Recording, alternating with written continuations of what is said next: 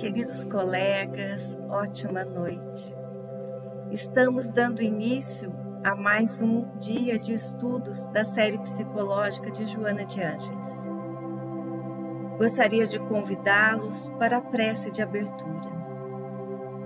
Vamos elevar nosso pensamento até Deus, nosso Pai, a Jesus, nosso Mestre, e agradecer também a presença dos nossos amigos espirituais e pedir a todos que nos auxiliem nesta noite de estudos, que nós possamos, através do exercício da nossa vontade, nos concentrarmos para compreender e assimilar as mensagens vindas da obra psicológica de Joana de Ângeles. Que possamos, através desses conhecimentos que estamos adquirindo, buscar o nosso autoconhecimento e no nosso processo evolutivo aplicá-los para que possamos agirmos, pensarmos e sermos seres mais conscientes. Assim seja, graças a Deus. Vamos então iniciar com a meditação.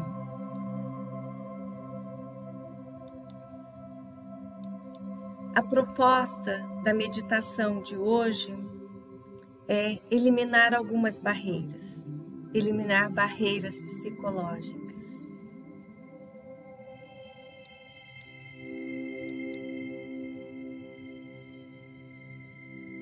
Iniciando então com o exercício de uma respiração mais profunda e controlada. Eu vou convidá-los a fechar os olhos, deixar que o mundo externo não ocupe espaço da atenção de cada um de vocês. Acomodem-se numa posição confortável e, através da concentração, vamos exercitar a meditação. Para facilitar, iremos adotar a prática da meditação guiada. Vou convidá-los a inspirar, prestando atenção na absorção desse ar, entrando, expandindo a caixa torácica, penetrando suavemente,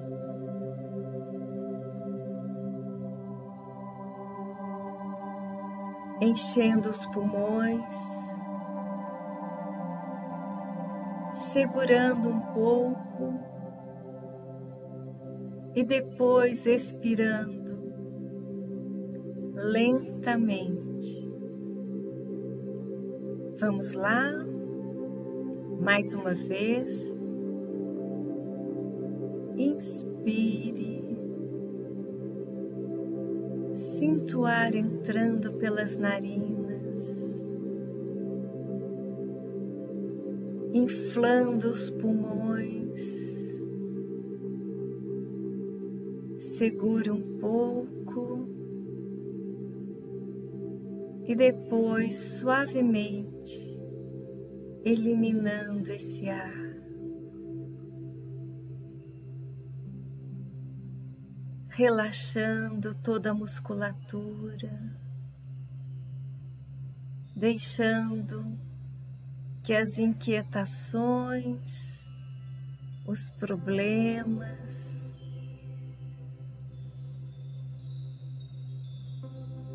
serão sendo eliminados à medida que expira. Inspire suavemente e expire. Deixe que este momento seja especial.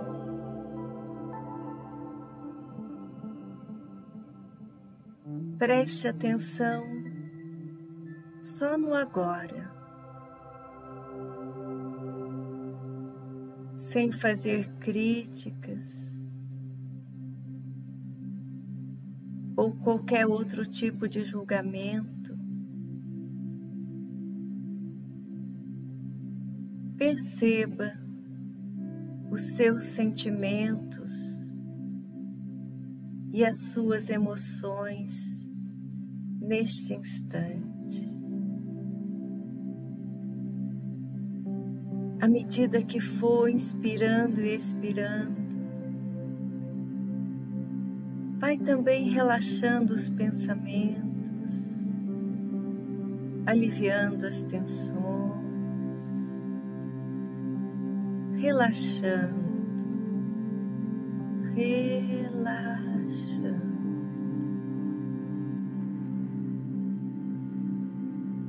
Relaxando o couro cabeludo, a face, os lábios, o pescoço, os ombros. Relaxe as costas, deixe toda a musculatura mais leve, suave.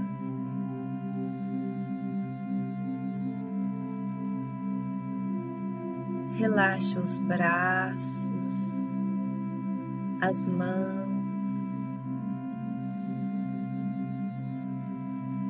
o tórax,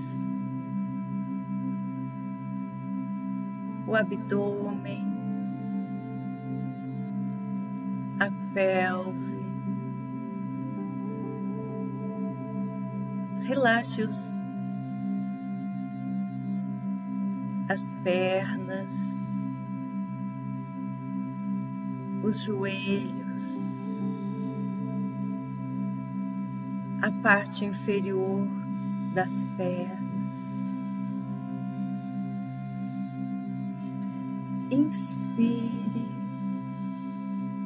expire suavemente, lentamente. Relaxe a planta dos pés, os dedos dos pés. Se desejar, com movimentos suaves, mexa esses dedos, vai soltando, aliviando, eliminando as tensões.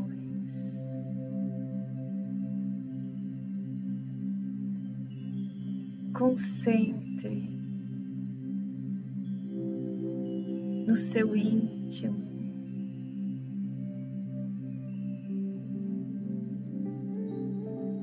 Deixe aflorar os seus sentimentos.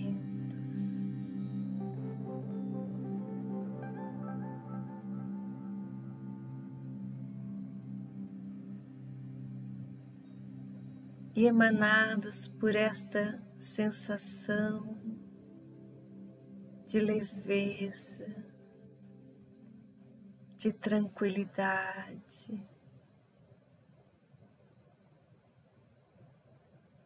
vamos buscar na nossa tela mental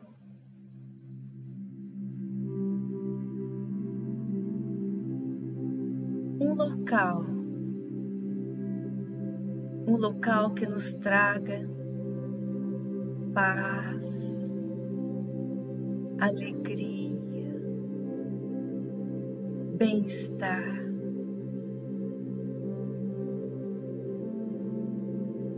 Busque um local onde tenha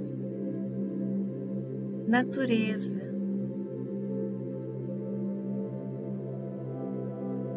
Pode ser um campo florido,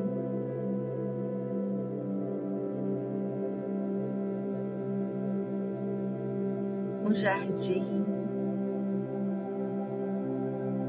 uma montanha, uma praia. Busque este local de uma memória, de um passeio,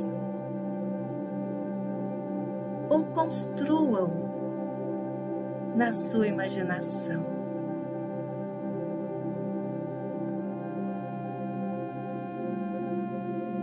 Através do pensamento, transfira-se para este local.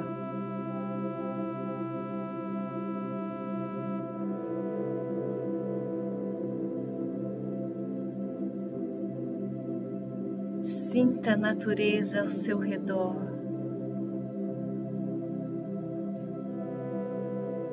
Olhe para o céu.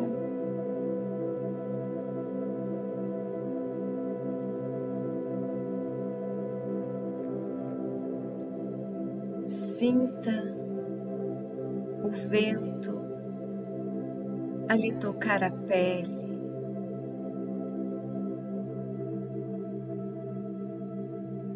Inspire os aromas. Olhe os detalhes.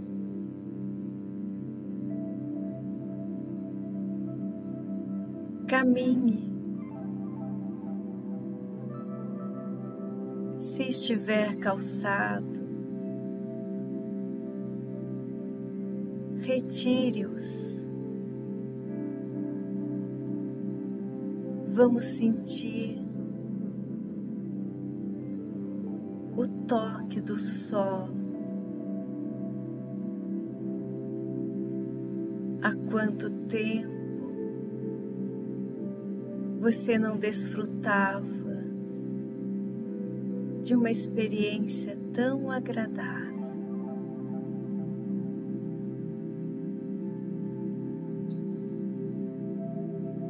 Caminhe mais um pouco.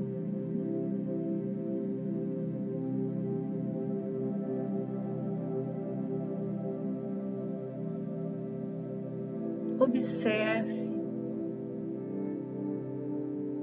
Próximo a você tem uma estrada.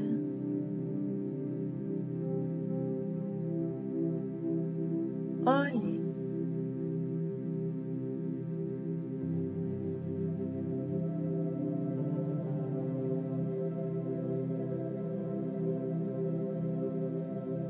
Pode ser uma estrada de terra, pode ser uma estrada asfaltada, pode ter outro tipo de pavimento. Ela está aí bem à sua frente.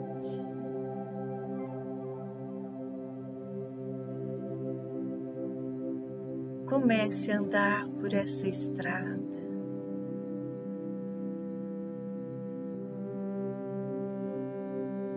Olhe aos lados. Olhe ao lado direito. Veja como está a natureza. Olhe para o lado esquerdo.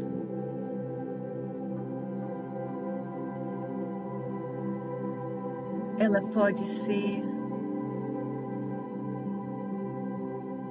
reta, ter curvas, pode ser plana, pode ter elevações, descidas. Caminhe. Esta é a sua estrada.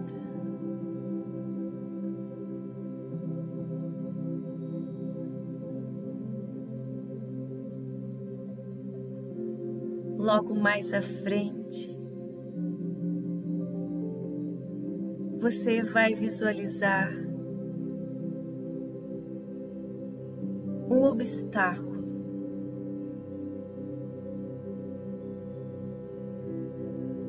Um obstáculo que não permite que você avance nesta caminhada. É um obstáculo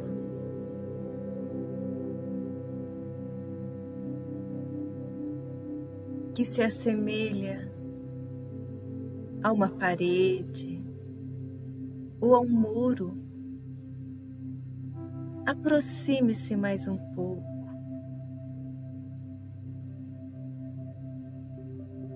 Pode ser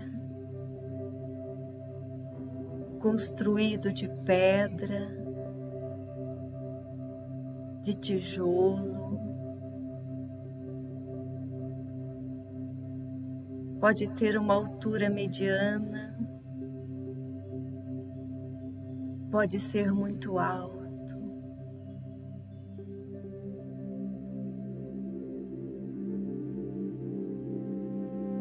Acerque-se deste obstáculo.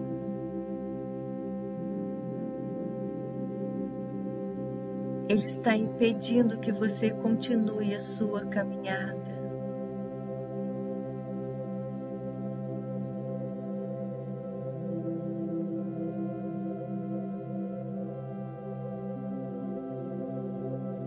Vamos buscar uma ferramenta que o auxilie a abrir um espaço por este obstáculo. Você pode utilizar qualquer meio que você desejar. Busque aí na sua imaginação. Pode ser uma marreta, uma máquina que vai bater de encontro a esse muro e destruí-lo. Pode utilizar de dinamite ou qualquer outro instrumento ou artefato que você julgue suficiente para destruir este muro. Vamos lá. Concentre-se. Você pode destruí-lo. Você pode removê-lo da sua estrada.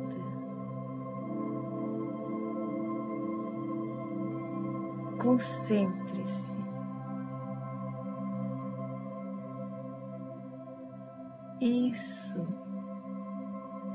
Isso mesmo.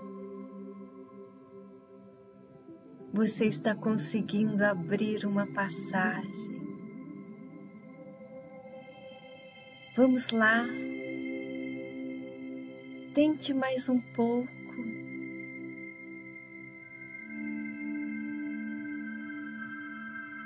Isso, você conseguiu. Agora você consegue olhar a sua estrada.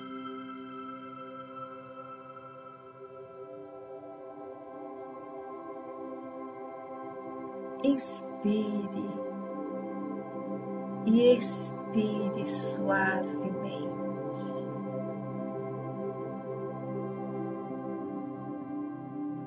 Observe o que você está sentindo agora.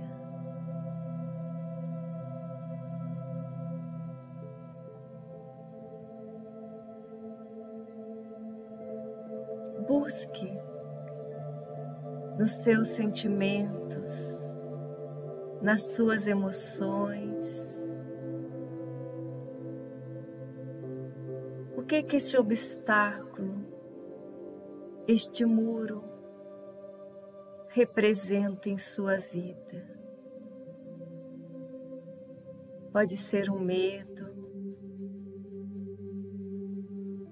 pode ser uma culpa, algo que está impedindo que você viva e prossiga a sua caminhada, sem julgamentos, sem qualquer tipo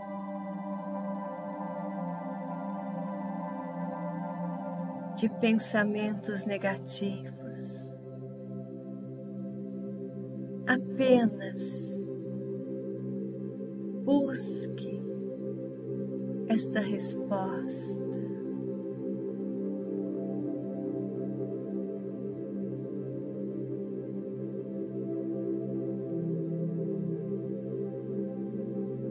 À medida que vamos nos acostumando a prestar atenção nos nossos sentimentos, nas nossas emoções, deixando-as vir até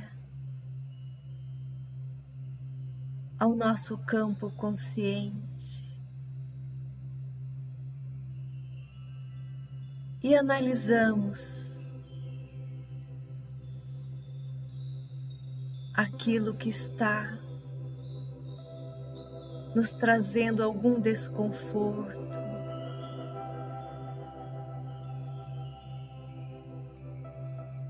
e através dessa nossa capacidade de análise de pensamento, vamos encontrar a solução e promover as mudanças íntimas necessárias para que possamos continuar a nossa caminhada evolutiva.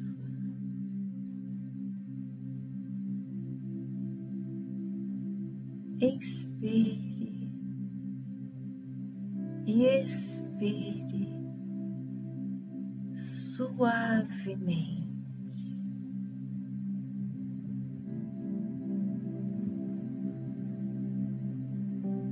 Lembre da sensação, da emoção, quando você destruiu esse muro que estava lhe impedindo. À medida que nós vamos superando as barreiras que criamos psicologicamente, vamos dando fluidez à nossa vida.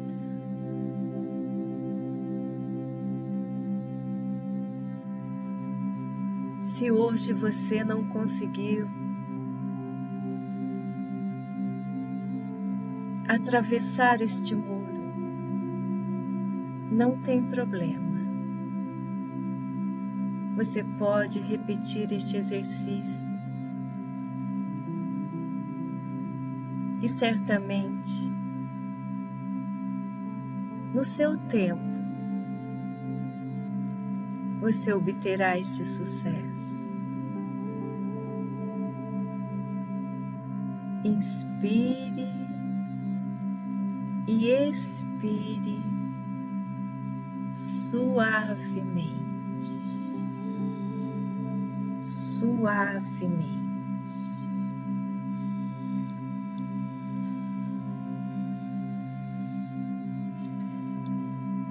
Vamos agora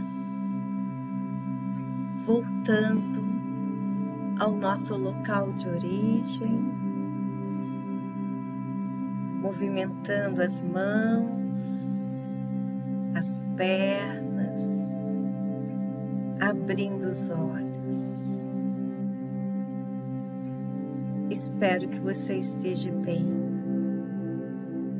esteja em paz. Agradeço pela oportunidade de hoje e em breve espero encontrá-los para uma próxima meditação.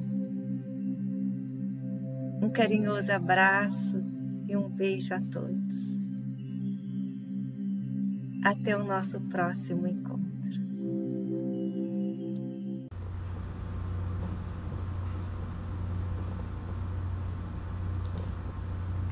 Boa noite a todos do Ideal Espírita, dando continuidade ao nosso estudo da série psicológica de Joana de Ângeles, toda sexta-feira aqui às 19h30, né? Hoje nós vamos tratar de um livro chamado Autodescobrimento e com o capítulo 6, que é Uma Viagem Interior. Diferente de outras abordagens que Joana de Ângeles faz em outros livros, né? Em relação a mostrar como nós faríamos esse autodescobrimento, ela aqui se preocupa neste livro, no capítulo 6, a nos mostrar o que nós vamos encontrar nesse autodescobrimento, o que será realmente encontrado na medida em que nós irmos buscar esse conhecer a nós mesmos, né? E é muito interessante, todo esse conteúdo da obra da Joana de Ângeles, ele é importantíssimo para que ele se transforme realmente em mudança de comportamento, em mudança de atitude, né, de cada pessoa. E nós gostaríamos muito de que as pessoas que estão assistindo aqui fizessem comentários em relação a isso, né, interagissem de alguma forma conosco para que nós pudéssemos ter um feedback da compreensão de todo esse conteúdo. Pensamos inclusive criar um grupo de discussão desse conteúdo que é pautado. Esse grupo de discussão provavelmente se faria através de um Zoom, do Google Meet, e aí eu também vou pedir a vocês que externem aí nos comentários desse vídeo o interesse por esse tipo de discussão e o melhor horário que vocês acreditam para serem feitos. Provavelmente ele seria feito num outro dia que não o dia da liberação desses estudos, que normalmente é às sexta-feiras, às 19h30, e vai até às 21 horas. São 3 vídeos, um de 30 minutos de relaxamento, um de 30 minutos sobre abordagem psicológica e outro sobre o tema mais evangélico de Jesus na visão psicológica de Joana de Ângeles. Então provavelmente nós pegaríamos um outro dia que não a sexta-feira para fazer a discussão desse conteúdo publicado pelos indivíduos que tratam desses temas aqui com vocês. Então aqueles que acham isso interessante, que têm interesse, por favor, aí nos comentários postem, eu tenho interesse, um horário bom seria às 20 horas, 21 horas, para que a gente pudesse ver como a gente pode viabilizar isso, tá ok? No futuro. Ainda não é viável de imediato, porque nós temos que nos preparar para isso, mas tem bastante conteúdo aí para a gente fazer discussão. O curso é bem longo, tá ok? Mas, voltando a nossa viagem interior? Vamos lá ver como que Joana trata nisso nesse livro Autodescobrimento. Ela vai dividir isso em busca da unidade, realidade e ilusão e força criadora, né? Então ela divide essa busca, essa viagem interior nesses 3 parâmetros: busca de unidade, realidade e ilusão e força criadora. E vamos aqui agora então tratar de cada um deles, né? O que ela nos fala? E vamos, lógico, gente, que isso é sempre uma interpretação nossa desse conteúdo, mas que está livre para qualquer um aí acessar o livro Autodescobrimento da Joana de Anjos, e provavelmente terá outras conclusões ou outros discernimentos. Mas o que nós, no nosso estudo, na nossa leitura, vimos em relação a isso?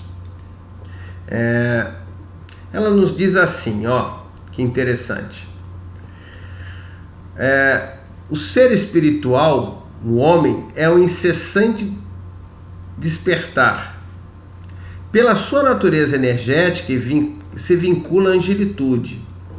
E através do seu processo de evolução, conduz a herança animal por onde transitou, retendo-se nas amarras do instinto e esforçando-se pela aquisição da consciência, a fim de libertar-se dele, para favorecer o desdobrar de todas as potências latentes que procedem de sua origem transcendental. Então, Joana vem nos convidar a entender que nós somos seres criados, né, com a centelha divina dentro de cada um de nós, com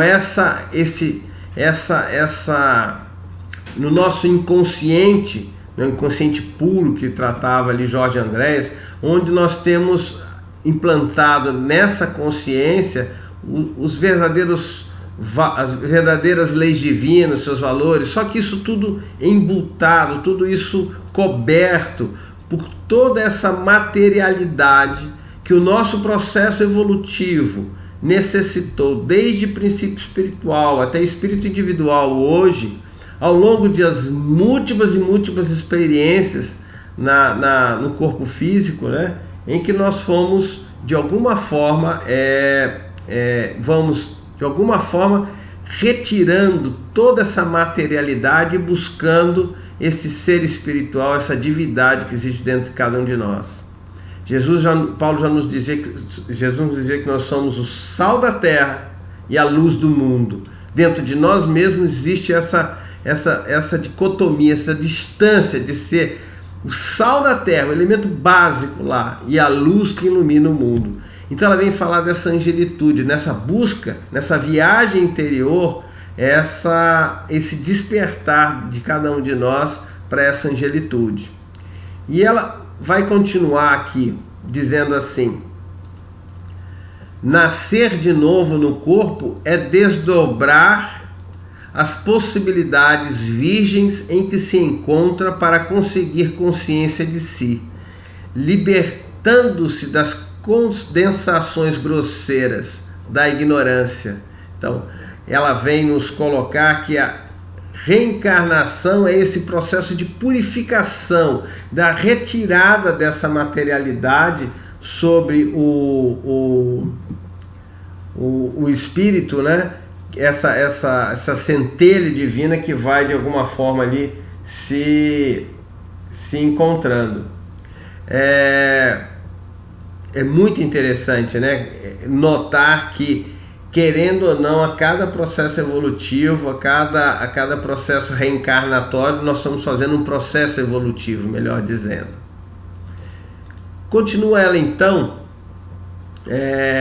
aqui nesse trecho também, muito perspicaz. Olha o que ela diz: naturalmente, para sair da inconsciência, da introspecção para a lucidez, ocorre um choque entre o que está e o que se é. Centelha divina gastulhada na carne, né, embutida na carne, nas entranhas, resultando em momento de desequilíbrio emocional que decorre da saudade de como se vive e ansiedade pelo que se pretende e deverá alcançar. Por efeito, quase sempre se estabelece um conflito interior, no qual predomina o passado, com suas heranças atávicas, às quais se estava habituado, e os apelos da felicidade, liberada de formas e limites, porém ainda desconhecida. Então é um trecho muito interessante, porque ela fala exatamente disso. Esse homem que é o sal da terra e a luz do mundo, ele em determinados momentos ele tem vislumbres daquilo que aquele foi predestinado, né, a encontrar dentro de si essa centelha divina. Mas ao mesmo tempo a materialidade, pelos atavismos das reencarnações, o puxa para um conceito de felicidade, de gozos, que geram nele um conflito extremamente grande. E só realmente as múltiplas reencarnações, que aos poucos vai separando o que é real, o que é irreal, o que é verdadeiro, o que não é verdadeiro, né? E é interessante porque é nisso que nós vamos encontrar essa unidade, né? Ela continua aqui ainda dizendo assim, vejamos se não,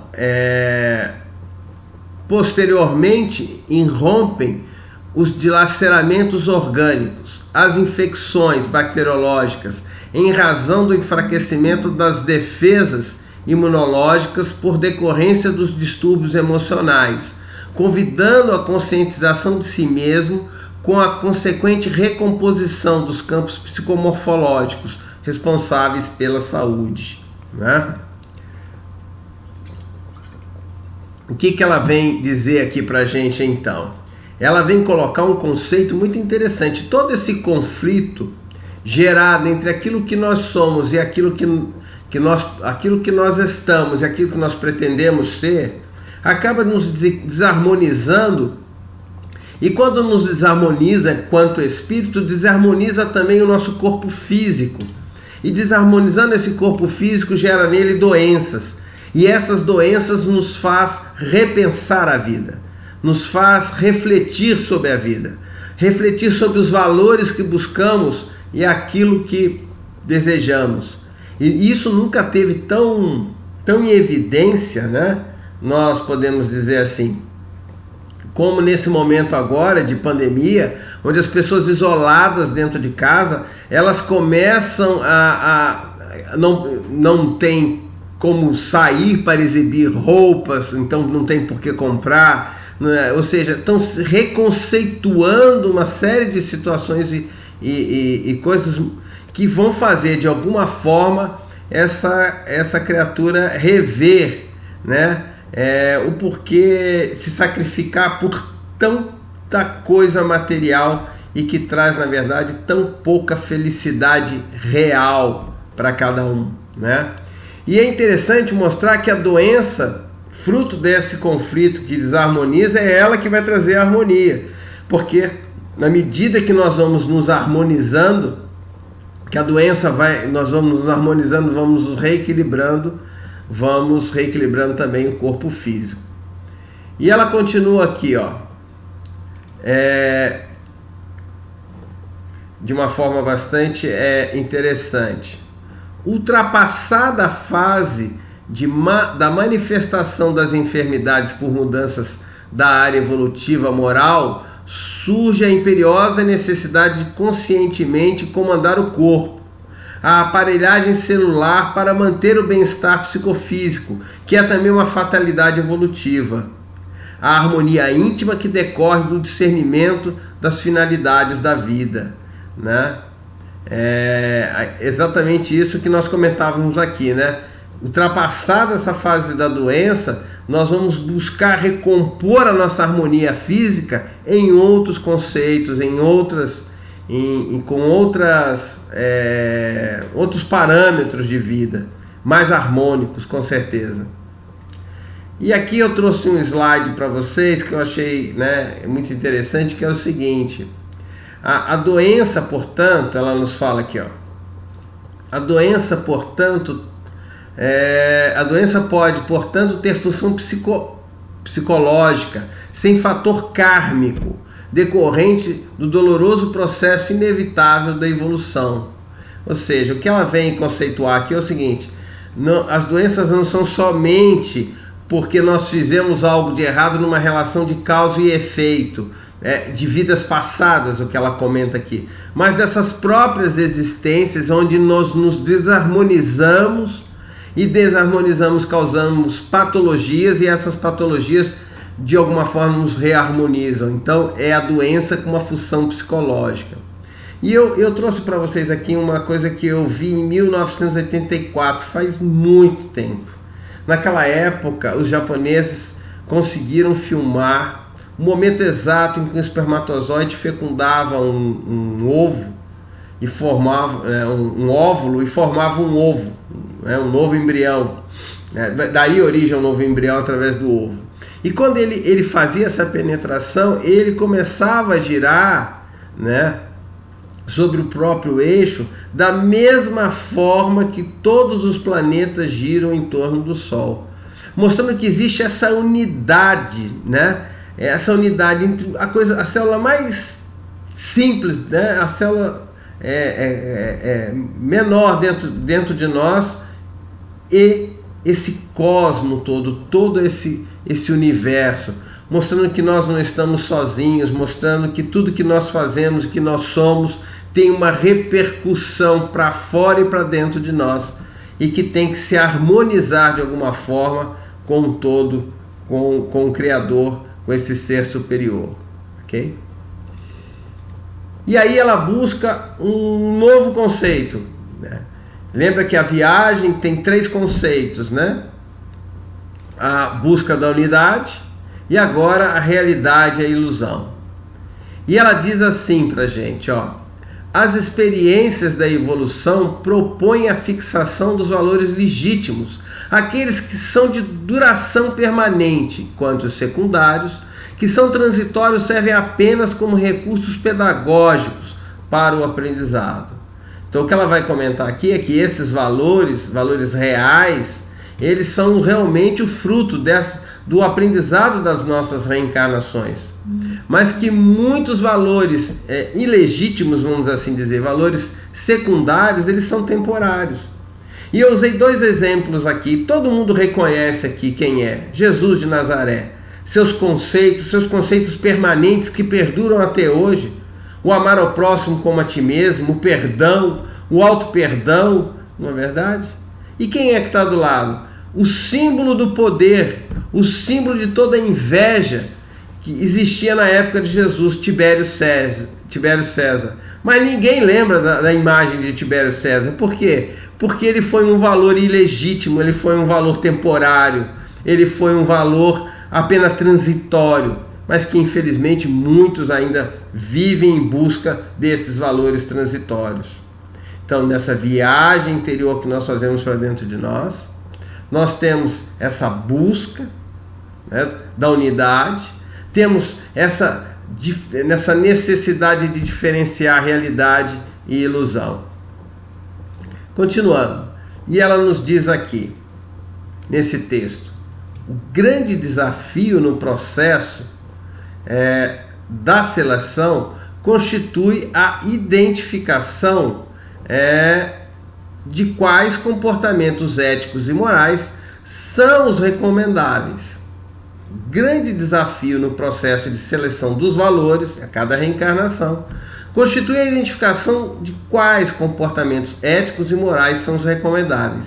Uma imensa gama de preconceitos criou uma rede de conceituações hipócritas que confunde os códigos sociais com os morais, deixando campo para os escapismos e justificativas diante de algumas atitudes, assim como geradores de consciências de culpa em outras. Então, é muito interessante, ou seja, esse grande desafio é ver qual é a conduta moral, qual é o valor moral, que não é temporário, que é permanente, que é real, que não gera culpa, e que gera progresso e evolução. Esse é o grande desafio dessa viagem, dentro dessa viagem interior que cada um de nós vai realizar. E como achar esses valores, né? Como encontrar isso? Como é que a gente vai fazer para sair disso aí, né? Nós sabemos que nós temos que encontrar esses valores reais, mas como? E aí, nossa Joana de Anjos, a benfeitora, ela nos convida a esse texto aqui a refletir. Podemos, porém, estabelecer parâmetros para a identificação dos valores éticos de maneira simples e inequívocas. São eles saudáveis em todas as culturas, aceitos e recomendáveis, classificados como expressão do bem pelos resultados positivos que propiciam. Aqueles outros os que são reprocháveis por danos que ocasionam em todo lugar têm a mesma figuração, considerados desse modo perniciosos, portanto negativos. Então é interessante como ela nos dá esse parâmetro de estabelecer local e temporalidade desses valores. Quanto a esses valores em todos os locais, em todas as culturas, né? Em todos os momentos do tempo, eles são positivos, nós temos valores reais. Então, quando se apregava que as mulheres os negros não tinham alma, que eram criaturas inferiores, isso eram valores que não se aplicavam a todas as culturas e não se aplicou a todos os tempos, né? Então era um valor falso, né? No entanto, o valor do amor ao próximo, da caridade, são valores intemporários, que em todos os tempos são reais, em todos os tipos de cultura, né? Então é interessante que ela crie essa forma para que a gente possa fazer esse discernimento. Continua ela ainda na realidade e ilusão.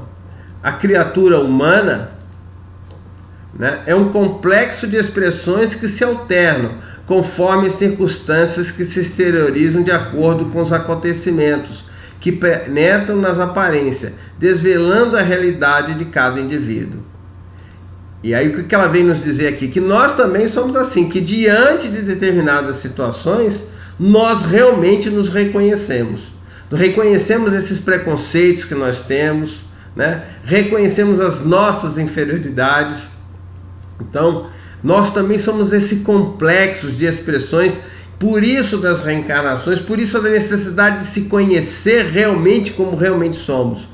Porque nesse autorretrato que fazemos, na maioria das vezes, nos achamos muito mais bonitos do que realmente somos.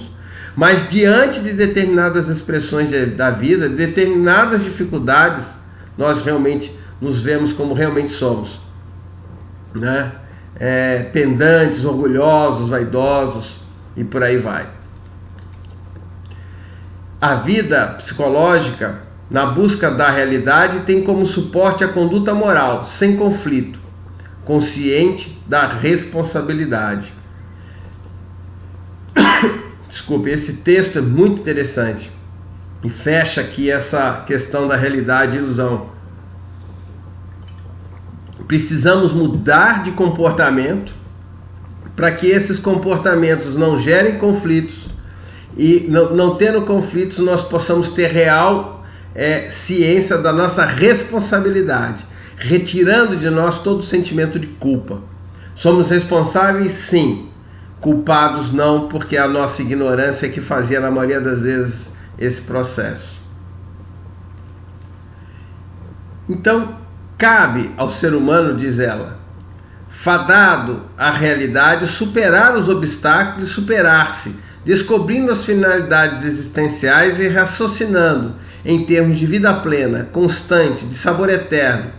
Iniciar e prosseguir num autoencontro, mantendo a serenidade no curso da evolução. Então, cabe a cada um de nós a distinção entre a realidade e a ilusão, retirando os obstáculos a cada reencarnação, provocando essa modificação, essa transformação dentro de cada um de nós, né? E aí ela parte para a força criadora, em que ela diz um texto muito interessante, em que é esse empoderamento que essa viagem na busca né? A busca da unidade, na busca dessa divindade, dessa unidade com Deus, dessa divindade dentro de nós, separando o que é real e o que é falso, nós vamos fazer o quê? Conhecidos os próprios limites, nós vamos conhecer a nós mesmos, os nossos limites íntimos e as ricas possibilidades diante de si. Ampliam-se os horizontes do discernimento e as opções pela libertação dos atavismos perniciosos, ensejando avançar mesmo sob a imposição de sacrifícios. Afinal, sacrificar-se pelo bem e pela plenitude é uma preferência feliz, já que o sofrimento resultante constitui experiência valiosa para novas e futuras realizações. Então, esse empoderamento que nós temos quando nós conhecemos os nossos limites é fantástico, porque nós não temos mais que dar conta daquilo que nós não temos, que nós temos consciência que nós não somos capazes. Então, o não sai da nossa boca, eu não consigo, eu não posso nesse momento, sai com tranquilidade, sem humilhação, com paz de espírito, de consciência de que aquilo nós não conseguimos ainda, e nos faz crescer, né? Então, quando nós temos consciência que nós não resistimos, por exemplo, ao poder da sensualidade, do álcool, nós fugimos disso sem vergonha, sem medo, porque nos reconhecemos também, por outro lado, que já somos capazes de resistir, por exemplo, à corrupção e a outros elementos, de certa forma, atrativos para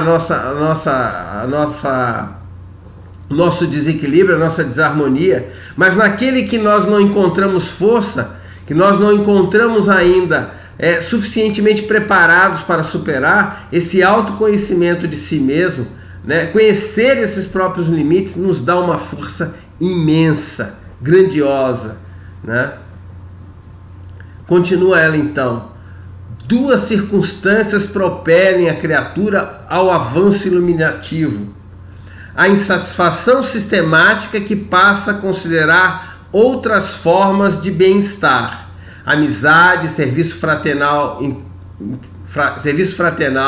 interesse comunitário, ensejando-se o abandono paulatino dos velhos arraigados hábitos para a nova experiência de solidariedade, do progresso, do grupo social, da beleza.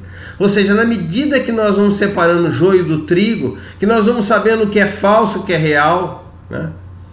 Que nós vamos vendo que aquele poder de Tibério César já não é tão grande assim, né?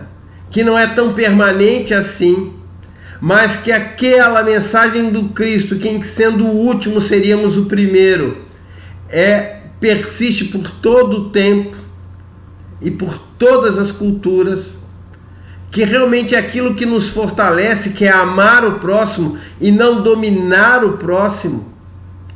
Nós vamos nos afastando do nosso comportamento, dos nossos hábitos inferiores, e buscando os hábitos novos. E qual é o segundo elemento?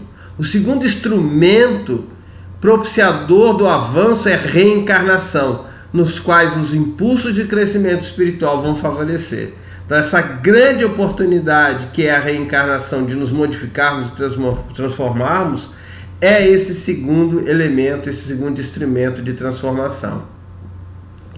E ela dá um exemplo aqui muito interessante, né? A nossa benfeitora. São Francisco de Assis, amando, não se dava conta dos problemas orgânicos que nele se instalaram, né? Então, Francisco de Assis é um exemplo maior disso, porque ele busca essa unidade com o Pai e encontra isso de uma forma tão grandiosa que todos os elementos passam a ser seus irmãos. Lembramos que São Francisco de Assis, em suas histórias, falavam com os peixes, com as aves, com os animais.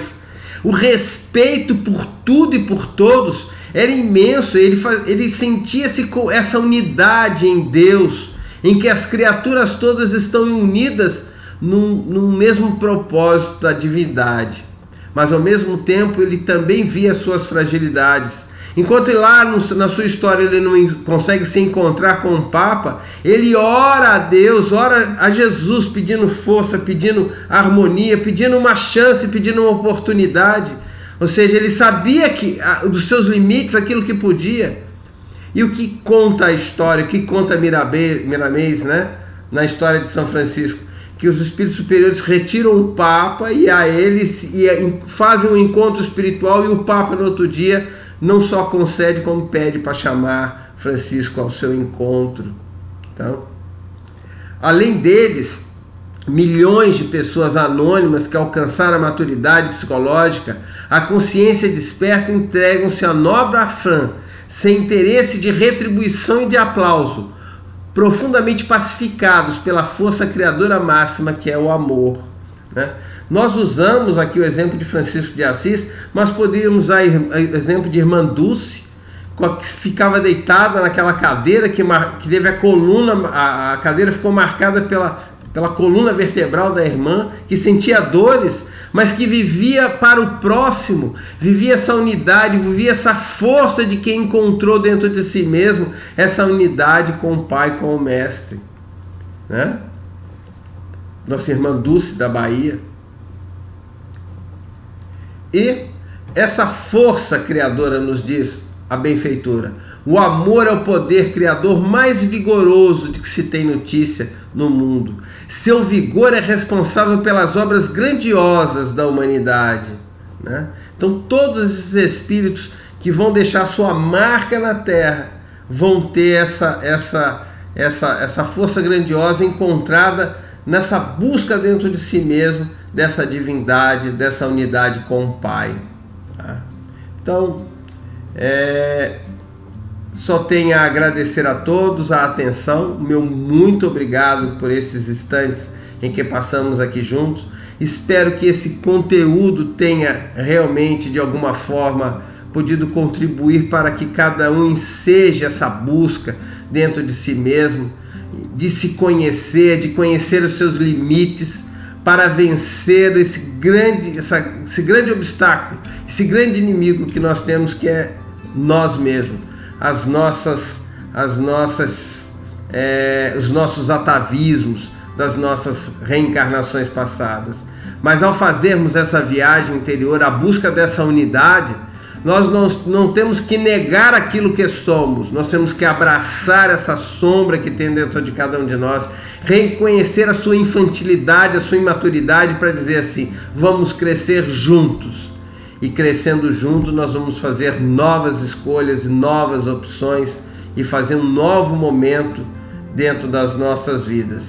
O meu muito obrigado a todos pela atenção e até a próxima, se Deus quiser. Uma boa noite a todos.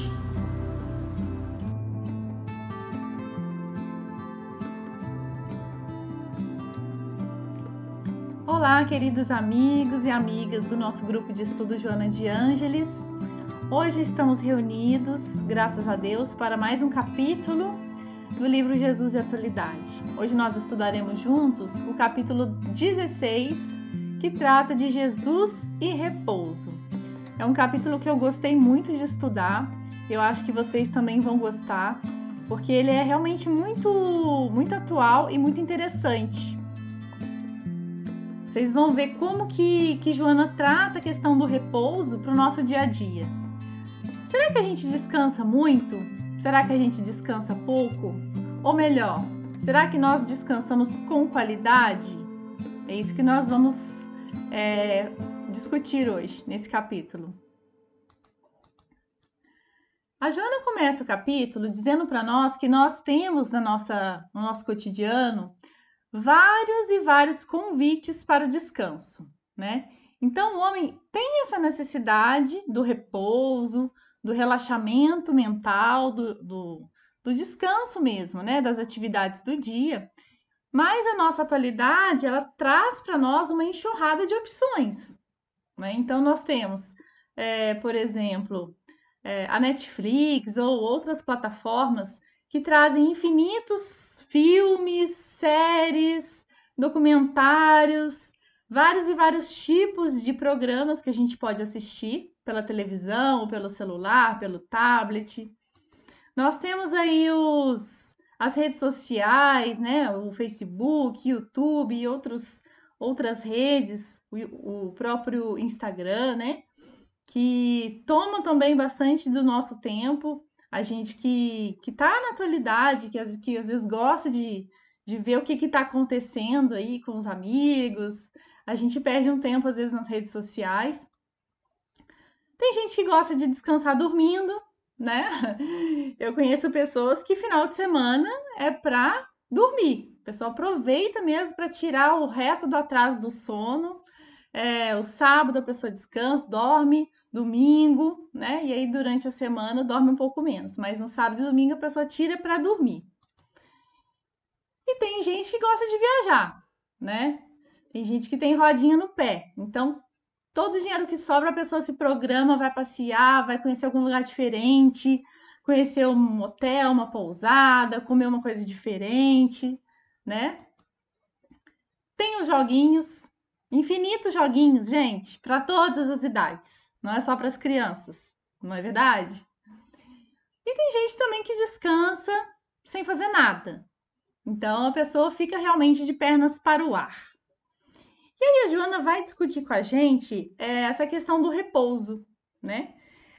Cada um de nós acaba elegendo essa maneira de descansar, de repousar. Mas qual seria a maneira mais adequada, conforme os ensinamentos da Joana, né? Que é um espírito muito inteligente e que já está no nível de evolução muito superior ao nosso. Vamos ver. Ela começa comentando sobre os programas de férias. Na verdade, eu coloquei até essa imagem, que esse filme, na verdade, é um barato, né? Férias Frustradas, bem antigo, de 1983. E a gente dá boas risadas. Mas é bem isso que a gente vê, às vezes, acontecer com a gente, né? De repente, nas férias. Ela fala que muitas pessoas se esfalfam para trabalhar o ano inteiro e economizar, poder realizar o sonho das férias, né? Elaboram até exaustão, assumem compromissos para pagar depois, sob juros difíceis, né? E para poder gozar o hoje. Então, a pessoa quer fazer aquela viagem dos sonhos, não tem condições, paga de 1000 vezes dividido e depois trabalha dobrado o resto do ano. Então, ela diz que essas excursões, muitas vezes, são mais penosas do que de relaxamento, né? Muito pouco repouso e mais incômodo. As alegrias e entusiasmos dos primeiros dias cedem à medida que o sono irregular chegam as indisposições dos hotéis abarrotados, além da preocupação com os trajes, né? O que eu vou vestir para fazer essa viagem? Todos os bibelôs que a pessoa se preocupa em comprar, ou as lembrancinhas, né? Uma lembrancinha para o pai, para a mãe, para filho, para a filha. Então, fica mais cansativo do que relaxante. E no retorno, ela comenta que às vezes com todos os problemas, com todos os percalços, a pessoa diz que a viagem foi maravilhosa, né? Coloca um monte de estrelinhas que na verdade não existiram, somente para impressionar aqueles que ficaram. E o que ela comenta aqui realmente é muito atual, é muito da nossa vida, né? Do nosso dia a dia. Porque quem nunca passou por uma viagem de férias frustradas, né, gente? A gente, por exemplo, que tem criança, que temos filhos, né? Ainda estão crescendo, mas já foram pequenininhos. A gente sempre viajou com as crianças muito pequenas. Então, é carrinho, é banheira, é leite, é mamadeira, fralda. E aí a gente acaba mais cansando do que descansando. Essa que é a realidade, né? Para poder fazer uma viagem que você sonha. Então, ela diz que muitas vezes essas viagens, elas são modismos, né? A febre das viagens toma conta das criaturas. Trata-se de um modismo. Ou seja, esse tipo de viagem, né, que a gente vê aí nas agências, né, que tem programação para o dia inteiro, desde a hora que você acorda, você tem que acordar às 6 horas da manhã e tem programação até 10 horas da noite, né? Tem shows e jantares. a pessoa muito mais se cansa do que descansa. Então, é nesse sentido que ela traz. Nessa parte, eu coloquei sobre algumas tecnologias que hoje são utilizadas também como métodos de relaxamento, como de descanso, né, que a gente usa. As redes sociais, por exemplo, né? E eu utilizei esse livro, que é um novo livro da Joana, que se chama Vidas Vazias. Ela tem um capítulo que trata só sobre divertimentos e futilidades. Ela coloca que alguns divertimentos são ingênuos e agradáveis, nada obstante, vão se transformando em necessidades viciosas. Então, a tecnologia, que na verdade interage conosco na nossa atualidade, ela diz que modificou a estrutura do nosso pensamento, modificou a estrutura do nosso cérebro. Então, nós temos dificuldades em ter concentração em programas e assuntos que são muito longos, por exemplo, né? Muitas vezes nós recebemos pelo WhatsApp vídeos de 10, 15 minutos e a gente não tem paciência para poder assistir. Nós não temos esse tempo para poder assistir, né? Então, ela diz que a tecnologia, o nosso cérebro viciou informações muito rápidas. Então, tem pesquisas que mostram que um vídeo explicativo qualquer, de qualquer plataforma, né, seja do YouTube ou do próprio WhatsApp, ele consegue prender a atenção do público por no máximo de 1 a 2 minutos. Mais do que isso, as pessoas não prestam atenção, né? Então, todas essas novidades, essas distrações aparentemente inocentes, elas tomam um lugar, um espaço de tempo na nossa vida que poderia estar sendo aproveitado de uma outra maneira, né? Com atividades realmente úteis ao nosso crescimento espiritual. E ela coloca ainda, olha só que interessante. Entidades desencarnadas perturbadas inspiram a busca de tais divertimentos, né? De tais desvios de atenção, quando não encaminham para programas soezes, ou seja, programas baratos, desprezíveis, vulgares, que encharcam a mente e desestruturam os valores morais. Por exemplo, as piadas de mau gosto, os programas vulgares, sensuais, pervertidos, né? Ou programas que instigam a raiva, a violência, a indignação, né? Então, é nesse sentido que ela coloca essa observação. E ela coloca: faz uma análise sincera do teu recente comportamento em relação ao tempo útil. Quantos livros edificantes você leu no último mês? Então, ela fala que às vezes a gente fala que a gente não tem tempo, né? Dirás que não teve tempo, que não teve disposição para fazê-lo, mas é porque estava tomado pelas frivolidades virtuais.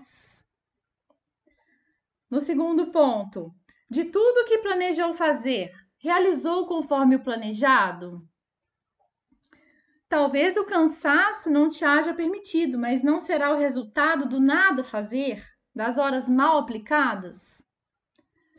Quantas conversas edificantes você teve com pessoas problema que te necessitavam? Então, ela diz assim: é provável que não tenhas disposição para atender as pessoas problemas, porque acabavas de percorrer as páginas sociais da comunicação virtual e ainda não havias digerido uma parte sequer das nuvens mentais ali dispostas. Então, é uma puxada de orelha mesmo que a gente toma, né? Quando a gente começa realmente a ter o interesse em aproveitar um pouco mais o nosso tempo, né?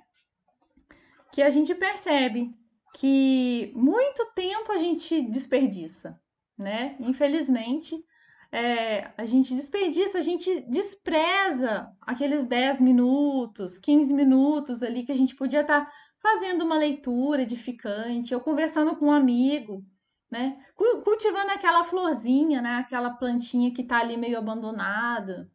Então, a gente às vezes despreza os minutos, os poucos minutos que nós temos durante as nossas atividades.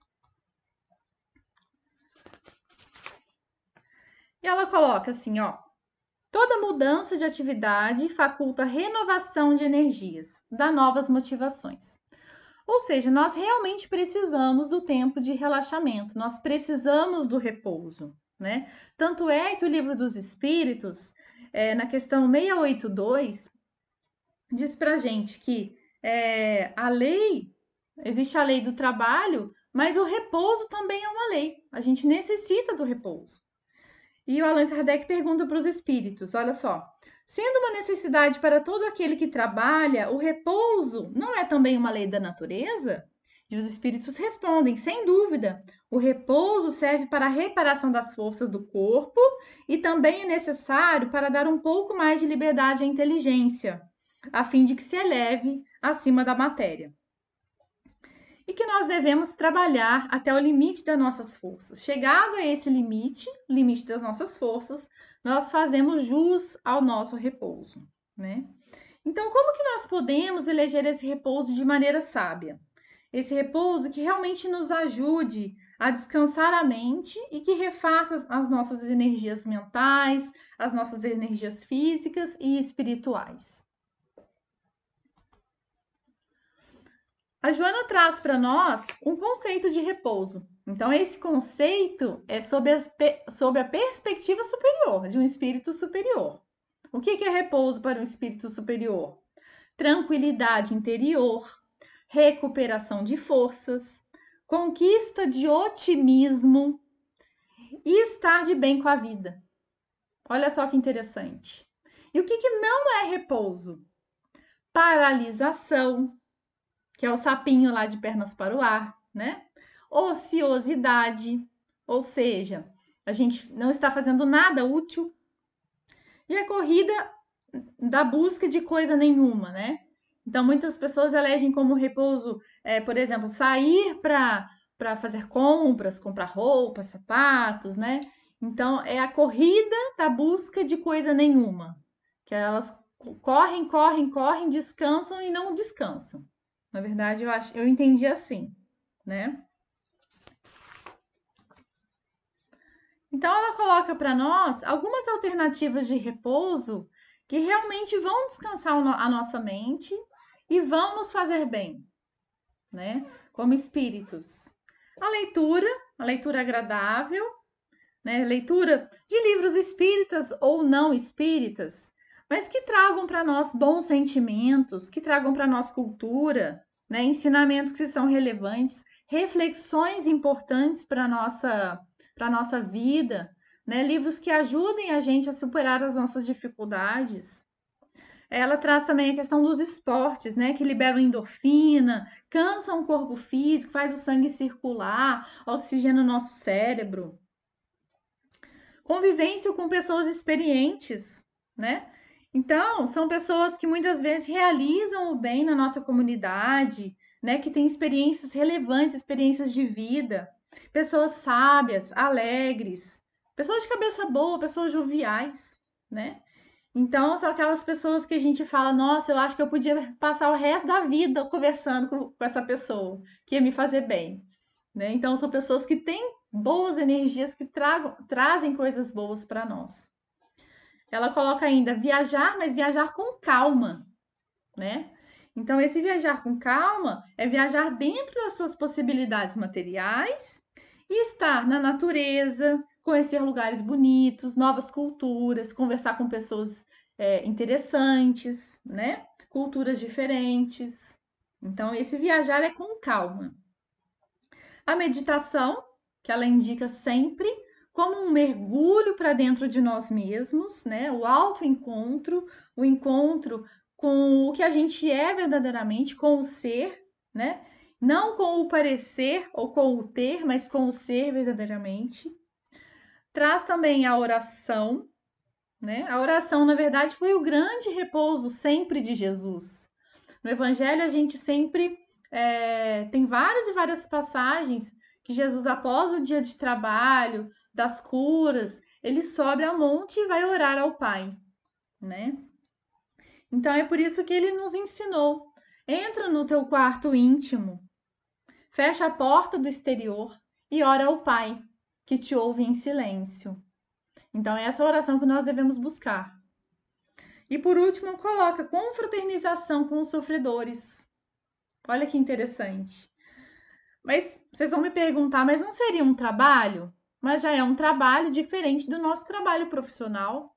E é um descanso, faz bem para o nosso espírito, porque está de acordo com a lei do amor, com a lei da fraternidade, né? Nós aprendemos com as experiências dos outros, nós nos colocamos no lugar dos outros, né? Então, ajudar e confortar os sofredores também faz bem para a nossa alma. E ela coloca, por momentos, liberta-te do virtual e volta a viver o real, o cotidiano, o humano, o calor da presença e do intercâmbio das energias corporais.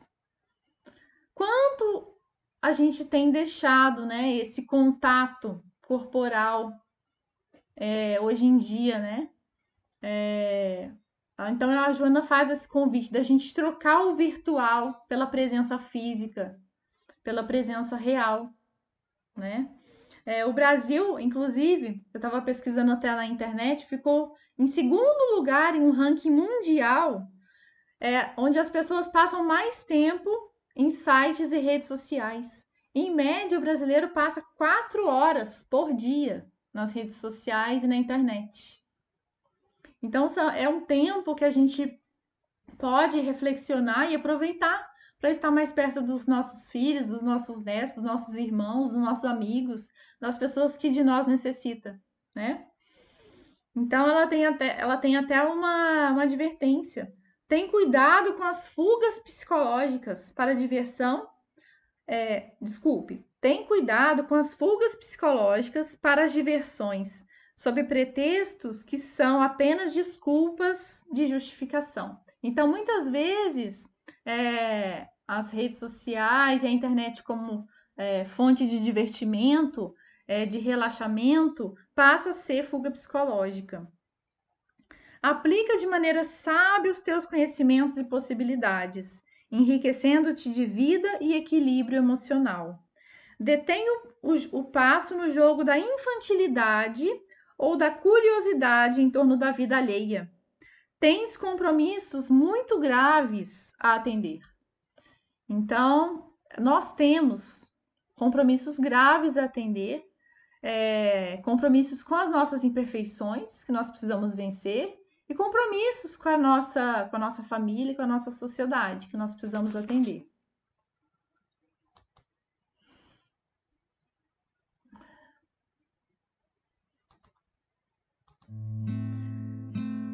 E para finalizar, a Joana dá para nós essa mensagem. No teu programa de saúde física e mental, inclui o repouso como necessidade prioritária. Cuida, porém, do que farás como recurso repousante. Aproveita a ocasião para descobrir-te, conhecer-te melhor e identificar o que em verdade te é indispensável, selecionando com rigor aquilo que necessitas para uma vida saudável, abandonando ou dando menos valor aos demais.